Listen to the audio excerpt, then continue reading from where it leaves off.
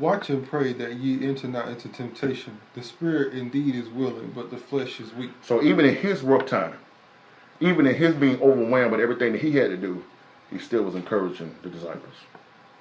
Because he knew what they were about to be dealing with too. I know it's going to be hard, but even in your weakest moments, the Most High is still going to use you to encourage the people around you. The same people that don't got your back. I know that sounds crazy, but that's the reality of the situation for some of us. The same people that are ridiculing you, laughing with you, won't stand with you, the Most High is going to call you to encourage them in your worstest time. Verse 42. He went away again the second time and prayed, saying, O my Father, if this cup may not pass away from me, except I drink it, that will be done. He said it again. He said, Lord, listen, man. Father, please. Father, please. I know I got to die for the sins of Israel. I know you, I told you and I promised you that if you gave me a body, I would go die for them, Father, but it's about to be hard. I know all the things that you told me to do, God, and I want to do it for the people. I want to restore our people. I want to wake our people up, but I'm tired of being by myself. I'm tired of not having anything. But thy will be done. No matter what. Don't look back. Verse 43. And he came and found them asleep again, for their eyes were heavy. And he left them and went away again and prayed the third time, saying the same words. So he came back. And then I went to sleep on him. So he said, you know what? All right, man. I got to do this by myself. You're going to call people, and they're not going to answer. You're going to text them, and they're not going to text you back. You're going to go by their house, and they're going to pretend they ain't even home. You're going to tell people you need them. You're going to cry out to them, and they're not going to be there. So he left them alone and went and prayed again. What did he say? Then cometh he to his disciples, and he said unto them, Sleep on now, and take your rest. Behold, the hour is at hand, and the Son of Man is betrayed into the hands of sinners. Let us be going. Behold, it is at hand that thou betray me. So he said, listen, go and get your rest, man. I know y'all don't understand, but it's time. We got to go get this thing done now. Verse 47. And while he yet spoke, lo, Judas, one of the 12, came, and with him a great multitude with swords and staves, from the chief priests and elders of the people. Mm-hmm. Now he that betrayed him gave him a sign, saying, Whomever I shall kiss, the same as he, hold him fast. And forthwith he came to Jesus and said, Hail, Master, and kissed him. And Jesus said unto him, Friend, wherefore art thou come? See right there? The one who betrayed him. The one who been walking with him for 3 years. So he gave him all his wisdom and knowledge. That was the one who betrayed him.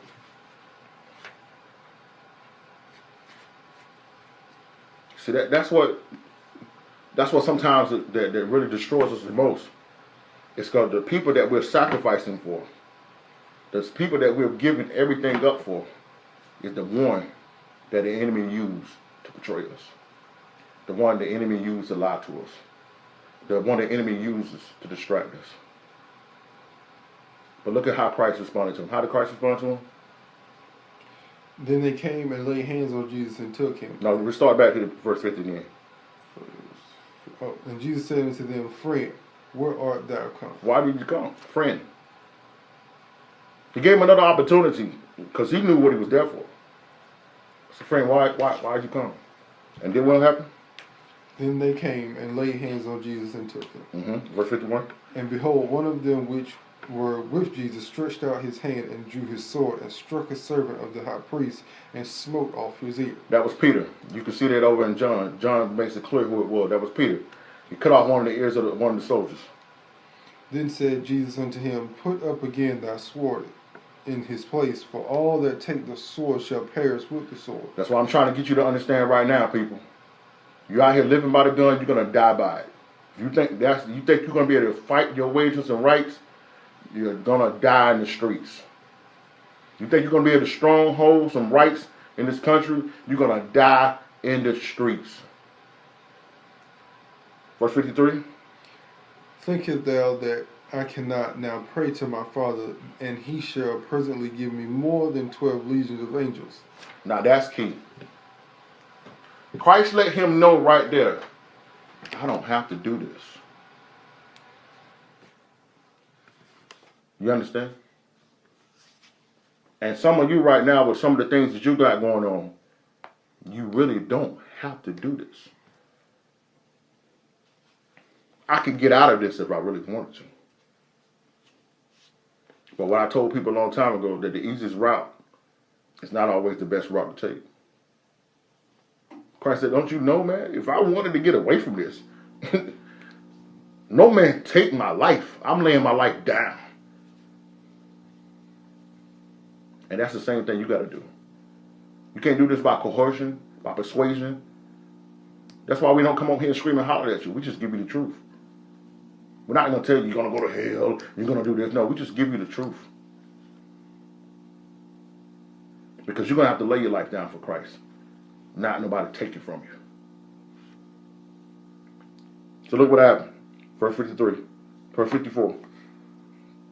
But how then shall the scriptures be fulfilled, that thus it must be? So the will of the Most High is not going to work. Even if I know I got to escape, I can get out of this, but the purpose that the Most High has on my life will not be fulfilled if I don't do it this way. Verse 55. In that same hour said Jesus to the multitude, Are you come out against the thief with swords and stave for to take me? I sat daily with you teaching in the temple, and you laid no hold on me. You coming out here doing all this, man. You got all these soldiers and everything out here to take me down with swords and all that. I've been in the temple teaching with you guys every day. Y'all didn't do nothing to me then. Why you coming to take me out now? Verse 56. Well, all this was done that the scriptures of the prophets might be fulfilled. What the devil meant for bad, God is using for the good. Those same Israelites that was out there. Now, most of the soldiers was Romans. But the Israelites that was out there betrayed them. The Israelites that you go back in the other chapters and see that they was out there spreading false witness against Christ, he was dying for them. And look at what happened. The rest of that verse. Then all the disciples forsook him and fled. Then everybody left him. No matter what, don't look back. It happened to Christ, so of course it's going to happen to us. Everybody that said they was with him, when it got real, he saw none of them was with him. They forsook him and fled. Last precept today. You know, we always like to end off on a good note. Go to Isaiah 62. We always like to end off on a good note. Isaiah the 62nd chapter. And we're giving you this for encouragement. So that no matter what you're going through, we want you to be able to go back to this chapter and know that what you're doing is for a reason. I can't ask you to do all this sacrifice. I can't ask you to do all this work. I can't ask you to go forward and walk away from everything that's behind you without giving you reasons to do it for. So when your roughest day, when it really gets hard, when you find yourself alone and nobody's standing there with you, just go back to this right here. This is a prophecy that Isaiah was given to what's going to come for our people in the last days. Our people. The so-called black man, the so-called African-American man, the so-called Mexican, the so-called Puerto Rican, the so-called Haitian and Dominican, the so-called Cuban, the so-called Jamaican, the so-called Indian, the so-called Aborigines of Australia, the people of West and South Africa, the people of Central and South America. We are the nation of Israel. Our people are from the tribe of Judah, from the nation of Israel. This prophecy speaks of our people here. So this is the encouragement that you need to go through everything that you're going to have to go through in these next days. Isaiah 62nd chapter, verse 1. For Zion's sake will I not hold my peace, and for Jerusalem's sake I will not rest until the righteousness thereof go forth as brightness, and the salvation thereof as a lamp that burns. So the Most High said, I ain't going to rest I'm not going to stop. I'm not going to keep my voice. I'm not going to stop shaking up the nations until the salvation comes to my people. Verse 2. And the Gentiles shall see the righteousness of all kings. Who will? The Gentiles shall see the righteousness and all kings thy glory, and thou shalt be called by a new name which the mouth of the Lord shall name. So all these folks that's on social media saying you black folks don't mean nothing, your African Americans should be grateful, your African Americans don't understand, your African American this, and your niggas this, and your colored this, every one of them going to see our righteousness. And all the kings, all these presidents, all these people of the world who wouldn't stand for us, who putting dope in our communities, putting abortion clinics in our communities and trying to destroy us, every one of them is going to see our glory as the Most High rises us up out of this world. Not out of the world, but out of this country. Verse 3. Thou shalt also be a crown of glory in the hand of the Lord, and a royal diadem in the hand of thy God. That means a symbol of sovereignty. Diadem means a symbol of sovereignty. So we're going to be the jewel of the Most High. As we begin to rise and we begin to walk away from all these things of the world and come back to the Most High and follow the law, statutes, and commandments and stand as a nation of Israel, everybody in the world are going to see it. And we're going to be a crown of jewel for the Most High. We're going to be this light that's going to be shining to the rest of the world. We're going to be the beauty of the Most High in the earth realm. Verse 4. Thou shalt no more be termed forsaken, neither shall thy land any more be termed desolate, but thou shalt be called Hephzibah, and thy land Beulah, for the Lord delighteth in thee. Okay, so that word Hephzibah means my delight is in her, in Israel. That's what that means. He said that's what we're going to be called now, not forsaken. Because the way we look right now, the way our communities look, the way we look in the world, the way they try to portray us on TV, the way we look on social media with all this stuff that we're doing publicly, embarrassing ourselves, humiliating ourselves, making ourselves look bad while they sit back getting money off the humiliation of us. The way they got our football players out there on the field, breaking their backs, crushing their minds, breaking their bones, doing everything to make them billions of dollars. But then you tell them, hey, you should be grateful that we allowed you to make it. Don't protest. Just be grateful. And all those Gentile preachers that y'all be watching on Daystar and TBN, you ought to tune in and check out some of the things that they're saying about our people. So they act like on Sunday mornings that they all for us. But when they putting the mic in front of them, you ought to see some of the things that they're saying.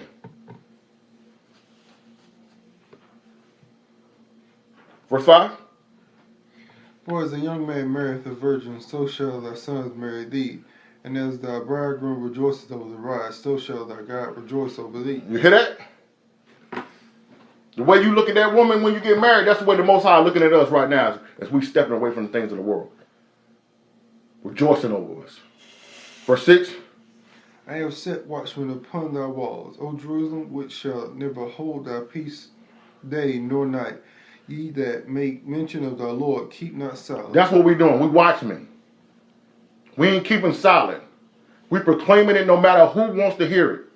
And there's many of us out there right now. I see them every day. My boy Christopher every day speaking truth, posting light upon his page, letting people know we are the children of Israel. Many of my people. My girl Tammy that's on with me right now, spreading light. My boy Navi continues to be in light. We're not going to let it, we don't care what people got to say. We're going to continue to proclaim the truth that we are the children of Israel. We're not going to keep silent. No matter who laughs, no matter who walks away, we're not going to keep silent. Verse 7. And give him no rest till he establish, until he make Jerusalem a praise in the earth. I'm not going to stop. They're not going to get, look, no matter what's going on, we're not going to stop until our people are back resting in Jerusalem. It doesn't matter what they do to us. We're not going to stop. Verse 8. The Lord has sworn by his word and by the arm of his strength. Surely I will no more give thy corn to be meat for thy enemies, and the sons of thy Strangers shall not drink thy wine. The Most High saying, listen, the way they getting off on all our natural abilities, the way we feed them during the NCAA, in football and Major League Baseball, the way they taking our gold, our silver, our food, our water over in Africa, the way they doing to our people in Central South Africa, the way the people in the islands are getting all these money off the resort while our people in the regular land are being poor, the way they got us working in these mills and these jobs for a little bit of money while they making all this money, won't give us no benefits. Walmart's in every neighborhood, working the people work at Walmart got to be on government assistance because they won't pay on no money, won't give no assistance. I'm telling you right now, he said, no longer will the enemy be feeding off our backs. This is about to come to an end. But it's only going to come to an end for those who come on in. Verse 9. But they that have gathered it shall eat it, and praise the Lord. And they that have brought it together shall drink it in the courts of my holiness. That's right. Go through the gates. Prepare ye the way of the people. Cast up the highway. Gather out the stones. Lift up a standard for the people. Lift up a standard for the people. The standard is the Bible. Christ is the standard. Not Christianity. Not denominations. The true Christ. His name is Yeshua. And the world calls him Jesus. Yeshua means in Hebrew means Savior. Verse 11. Behold, the Lord hath proclaimed unto the end of the world, say ye to the daughter of Zion, behold, thy salvation cometh. Your salvation is coming. This is why we've been telling you, don't look back. Look forward. Because your salvation is coming. What else did he say? Behold, his reward is with him, and his work before him. And they shall call him the holy people. They shall call them what? The holy people, the redeemed of the Lord. And they shall be called sought out, a city not forsaken. Read that for them again. They shall call them the holy people. They shall call them Baptists. The holy people. No. They're going to call them Zions. The holy people. No, they're going to call them Christians. The holy people, the redeemed of the Lord. And thou shalt be called sought out, a city not forsaken. A city not forsaken. No matter what, don't look back. No matter what, don't look back. You're not black. You're not African American. You're from the tribe of Judah, from the nation of Israel. And we must live as an Israelite. Not as a Christian, not as a Baptist, not as an Zion, a Kojic, or a holiness, but as a son and a daughter of the Most High God.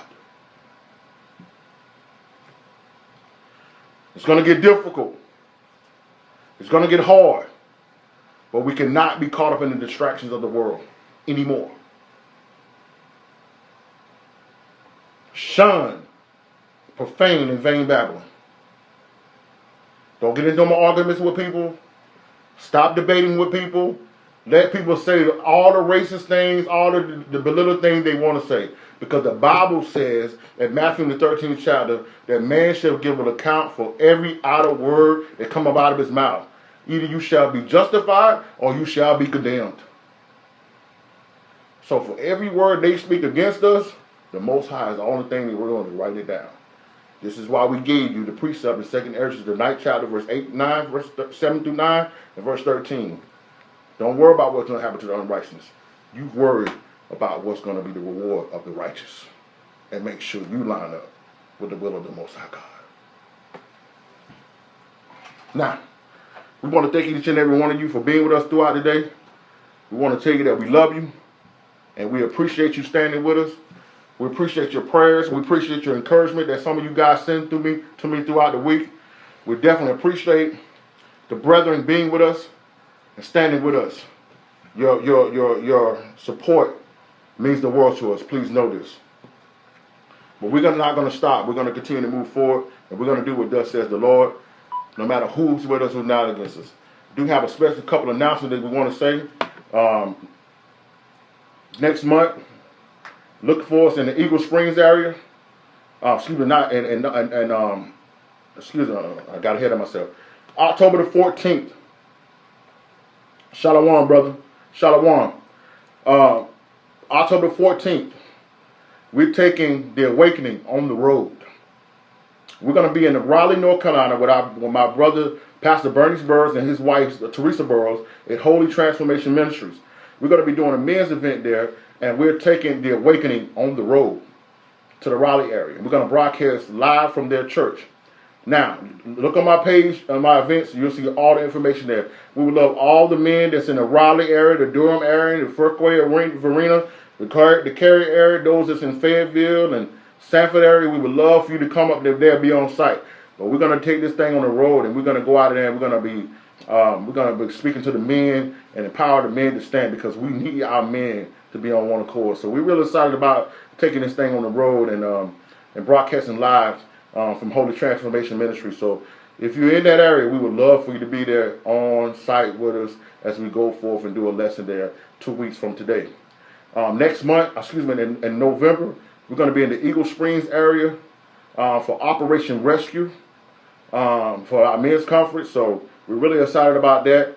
And so make sure you check my page for some information on that as well. And then at the end of the year, we're going to be in and off up in Raleigh, North Carolina again with Liberation, Destiny Revealed Evangelistic Tour. We're hoping to get off one more women's conference before it's over with, Daughters of the King Encounter. We're still trying to put that together. We don't really know. So if anyone that is interested in hosting that's in the Charlotte area, that's where we're looking to go. I think the Most High is leading us in that area. So if you're in the Charlotte, Monroe, Matthews area, and you'll be interested in hosting it, or anybody knows a venue that will be interested in hosting it, I think that's where the Most High is leading us to go to. So make sure you inbox and contact us. And if you need any information, if any of you that has joined us for the first time today, you would need any information on anything, hit us up. We'll make sure we send you the proper video to encourage you in that area. So like we always say, we love you. We'll be praying for you throughout this week. To all my people, rise Israel, rise. To all my Israelites, Kwam, Yasharallah.